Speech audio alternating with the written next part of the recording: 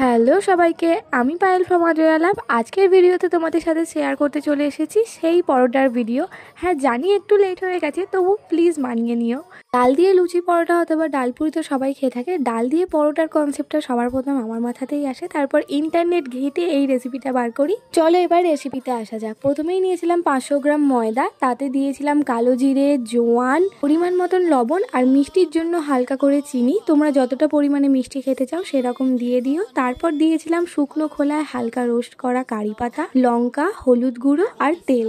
আর 500 গ্রাম ময়দার জন্য অবশ্যই মনে রাখবে 250 গ্রাম ডালই যথেষ্ট। পুরো ময়দাটা এইভাবে মেখে নিয়ে পরোটা মানে প্রথমেই মাথায় আসে ত্রিকোণ শেপ। হ্যাঁ, ঠিক সেইভাবেই বেলে নিতে হবে আর অল্প তেল দিয়ে হালকা হাতে বেশ অনেকক্ষণ ধরে সেঁকে নিতে হবে। পরোটাটা ঠান্ডা অথবা গরম যে কোনো পর্যায়ে এরকম নরম থাকবে। অসাধারণ খেতে হয়েছিল। আমি চিকেন তার সাথে বাঁধাকপি দুটো দিয়েই টেস্ট করেছি, আমার তো দুটো দিয়েই ভালো লেগেছে।